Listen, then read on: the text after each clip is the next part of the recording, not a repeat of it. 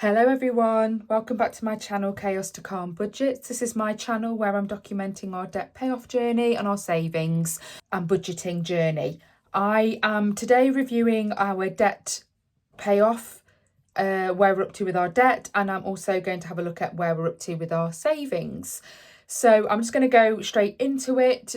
What we have in terms of our debt, we've got our Argos, which has got some money on there from some bedroom furniture that we purchased when we had our children's rooms done, and that was their beds. I don't think there was anything else in that. That is sitting on an interest-free card at the moment, Argos card, in my husband's name.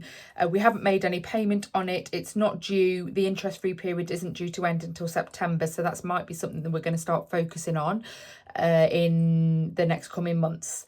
I do have an Amex card, and if you follow in my previous videos, we have been significantly overspending on the card the last couple of months. So we are trying to make progress. It isn't about perfection, it's progress. And so we are where we are with it. We did overspend by £582.77. So that has had an increase in our debt on the Amex card. We do have a small loan out on our dining room table when we had our kitchen done last year, and we also owe on our mobile phones for the handsets. So I've put those together. We owe £1,489.05 altogether. We have made a payment of £77.77. That's the same amount we pay every month. We're now down to £1,411.28.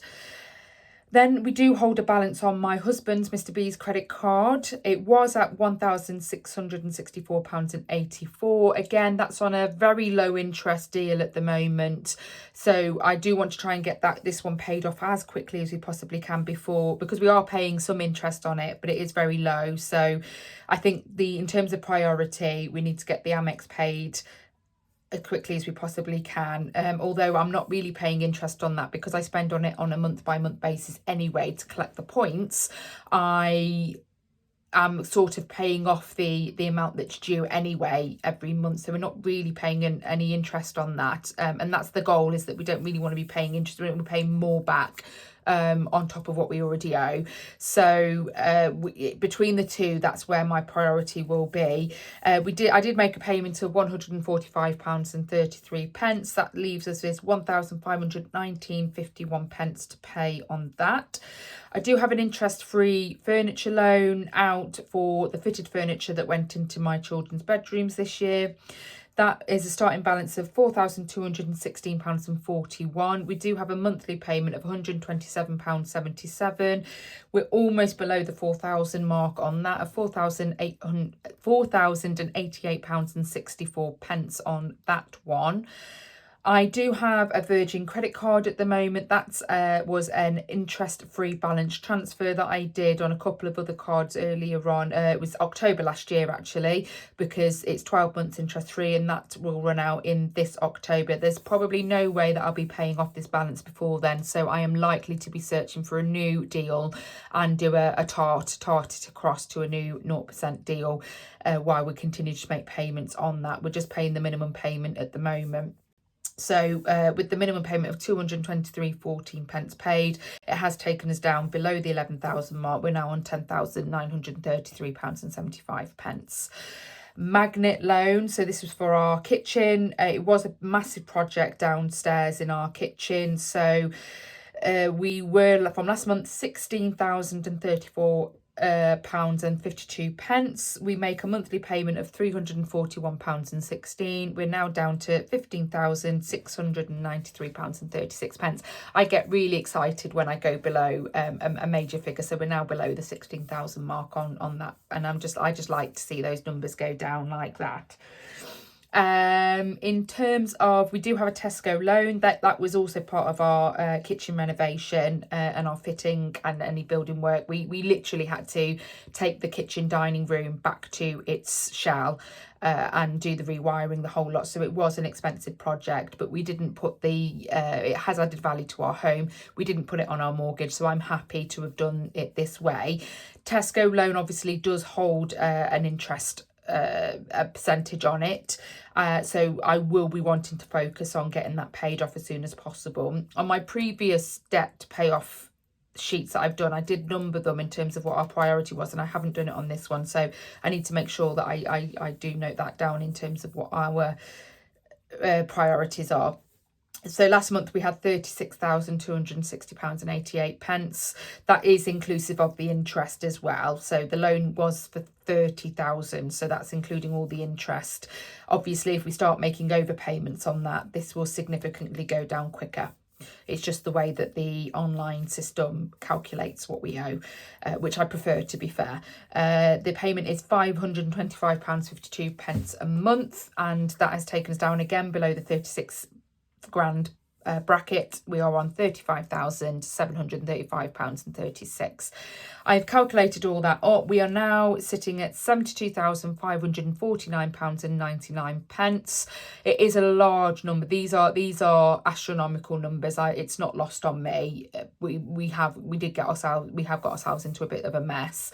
However, affordability wise, we are able to cover these payments. We're not at sort of bankruptcy level or anything like that. We are sorting our mess out. This is what this is all about. So I'm not, although it does feel a little bit squeaky bum time, I'm not feeling like I'm drowning. So, and obviously we are making progress. It is about progress, not perfection. I'm going to keep saying that's going to be a motto for this year. I'm down £857.92, which isn't exactly where I want to be right now. Our aim is that we want to get this all cleared off within 3 years. I think I'm saying 3 years. I said 3 years at the beginning of this year. I'm probably now saying 3 years from now, so 6 months down the line. So we have kind of lost kind of 6 months really in terms of that goal, but it's not a massive setback or anything like that. I have calculated that with that divided by 3 years and then obviously divide that by 12 months, each month we need to be paying off around £1,900 a month. That is including the minimum payments as well. So when I take the minimum payments off that figure, it works out to around £950 extra every month that we need to be paying. So that's good to keep in mind in terms of how much we are trying to keep within our budget, so that we've got enough surplus to be able to keep meeting that goal every month or near and nearabouts.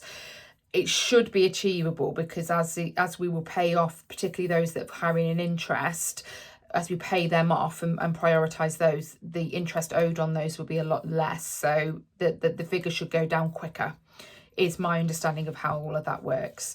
So that's our debt. We do hold savings. Our savings priorities are longer term that I don't cash stuff for. We have an emergency fund that I put £100 in every month. We started off at £584.24. You will also know, if you've watched my previous videos, I do the pound challenge. So for every week it is, I pay the equivalent. So whatever week it is in this year, so week 1, week 2, week 3, week 4, I pay the equivalent from any surplus cash that I can or siphon from anywhere to equate to that week. So I also add that in. So obviously there is an increase here of 700 of more than the £100. So I'm at £740.45 as of today on that. The kids' investments, we put in £100. This is long term. This is for when they become adults. And we've these figures here that I've put here. I've missed a pound sign. Put them because that's the type A that's in me. I put the pound sign in those. I didn't do last month's review, so again, these are added in. What also will be the difference is the investment market. So these are the kids' investment and our general investment are in trading 212 accounts, and we are adding to them. I'm not doing the general investment. I made the decision at the beginning of this month that whilst we're carrying so much debt, doing general investment for no reason at all isn't actually purposeful, because we're never going to make back enough interest on that to offset what we owe on the interest rates for the debt. So I've paused this general investment. I'm just going to let that money sit there until we're in a position where we can start doing the general investment again.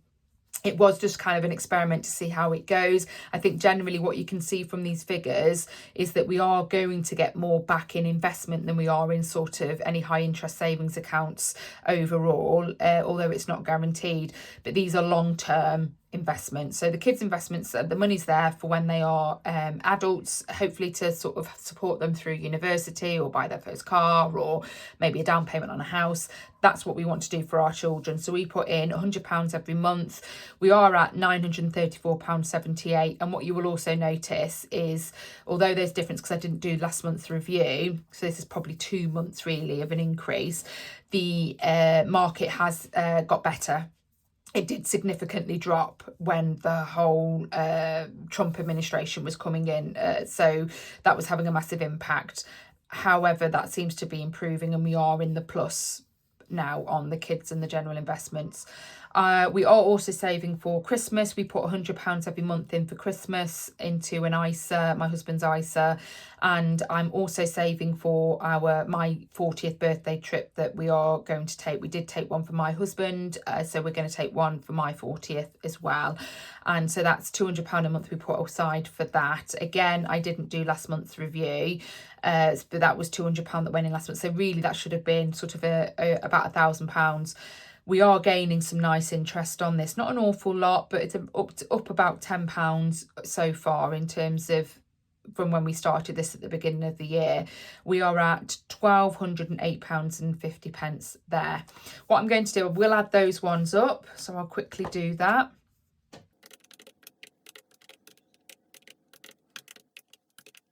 So I have £3,523.17. If absolutely everything goes wrong, that's not a bad number to be relying on if for some reason we lose everything. And so I'm if I need to pull from there, that's quite comfortable. I'm quite happy about that. I'm going to go and review our cash savings now in these, and I'll add those in, and then we'll get the overall balance of where I'm up with savings. So let's go into the long-term savings goals. So there is a change in these. So although I put £20, you will see in my next video when I review kind of our monthly spending, I have taken money from a lot of these wallets, not for the purposes that we were saving it for. My daughter's phone, rightly or wrongly, we had to replace it. She has had hand-me-downs since having a mobile phone a couple of years ago. She did get her first mobile phone in lockdown, so a lot younger than what we were initially wanting to. But I think with lockdown and just helping her keep communicating with family and friends and that kind of thing, it was a SIM-free. So she was just using kind of WhatsApp to message and phone, cousins and friends and things like that, to reduce that isolation during that lockdown a good couple of years ago. Since then, she's had other hand-me-down phones as a way of an upgrade. The one that she was having, we've repaired it twice now with new screens, new battery, and it was a hand-me-down from my younger sister. And it just was on its last legs and it kept switching off on her. It just was not working properly. She was getting frustrated with it. I was getting frustrated with her because she was getting frustrated. And it was just at that point where, you know what, she's never had a phone bought for her. She needs it. She relies on it in terms of her school app is on there, so it tracks all of her homework, that kind of thing. She obviously communicates with her friends, and that's really important, I think, for her age. And also, we have it as peace of mind as well when she's out and about and whatnot, and just a way of us being able to communicate with her as well as she's getting older and more independent and things like that. I now feel like I'm probably trying to justify and things like that. However, what I'm really glad about is I'm sacrificing my phone repair to be able to do that. I don't mind that. So she's got that. We haven't gone into debt to have bought this phone, and we haven't bought her a brand new one. I've gone for a secondhand one from CEX, a refurbed one, or whatever it is, a traded in one, a fairly good quality one. So it should last her a while. But like I said, I've managed to pull, this is what this is so good for. I've pulled from this file to be able to make sure that that's covered. The cost of that is covered. And I haven't had, like I said, gone into any more debt to do that. So If I have to wait a little bit longer for my phone repair, that's absolutely fine. Sorry, I just kind of went on and on there, but yeah, so there is nothing left in the phone repair. So balance is 0. So spent, I'm just going to put spent elsewhere rather than any sort of big note on that. The pressure washer, you know, we've already spent. So although I put £20 in there, the pressure washer's already been bought. I'm just paying it back in terms of what I overspent. So it's actually owed on credit, really. So I just put that straight back onto our credit card, my Amex. Just having a look on my notes as to what is left on that. So pressure washer, £24.98 left to pay. Ooh, almost went. I'm going to make a note of that. £24.98 left to pay. That is at 0. The vacuum that we're trying to save for, again, was spent. I took it out to pay for my daughter's phone, so that will be at 0. I'm going to put spent elsewhere. Car maintenance I didn't pull from for the mere fact that my husband will have in September his MOT and his service due on his car. So I didn't want to touch this really. I need this to be building up. So I've got 20, 40, 60, 80, 1, 10, 20, 30, 40, yeah, 150. That does add up there. I might do a cash condensing soon and put this into a savings pot. So balance is 150 there.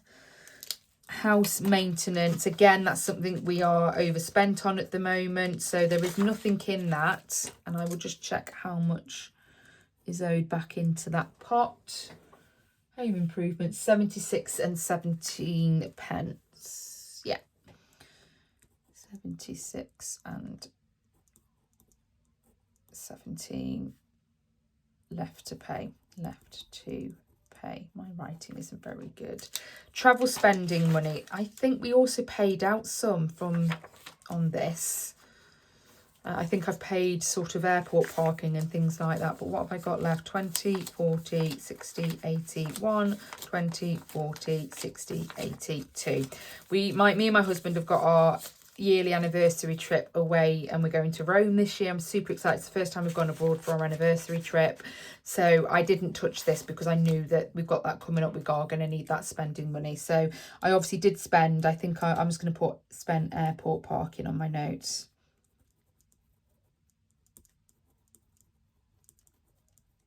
And we also got our travel insurance as well from that fund. So travel insurance, airport parking, and our hotel the night before, because we're flying from Gatwick, which is a good 3.5 hour journey from us. It was worked out a lot better if we just stayed in I think it's a travel lodge or a Premier Inn. I think travel lodge. We've got a travel lodge which is about an hour outside of Gatwick, so it will reduce our journey in the morning because it is a 9:40 flight in the morning. So that made sense. So £200 there. I took from our holiday for next year because we've still got plenty of time to be saving for that. And I also took from our anniversary trip for next year that we were saving for my daughter's phone. So I didn't take everything. What did we get? What have we got left? 20, 40, 60, 80. I've still got 100 there.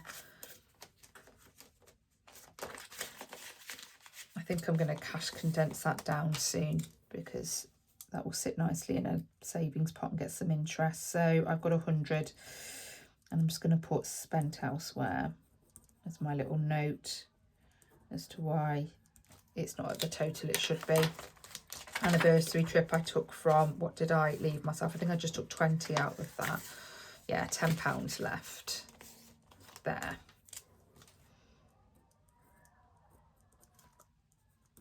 Spent elsewhere. I'm not sure. We live right next to a school. It's my son's school. It was my daughter's school as well before she went to high school. And I'm not sure if you can hear sort of the kids. They're out on the playground having some fun, which is, it's always lovely to hear, if I'm honest. I don't, there is some downsides to living next to a school, but there is also some nice little perks as well. So what have we got here? 150 plus 200 plus 100 plus 10, 460 total. I'm going to put that there. And then if I add that one to our long-term savings, 3523.17. So it's nearly £4,000 in savings. I'm chuffed with that, even though we're in debt. But I do think that we still need to have these, because that's how we're going to stop going into any more debt. So it's getting that balance right. Okay, I think that's everything. So a nice savings part, our debt is down. I will do another video now on the review of our week 2 of June and setting up for week 3. And that's everything for this one. Thanks ever so much, everybody. Have a good month. See you soon. Bye-bye.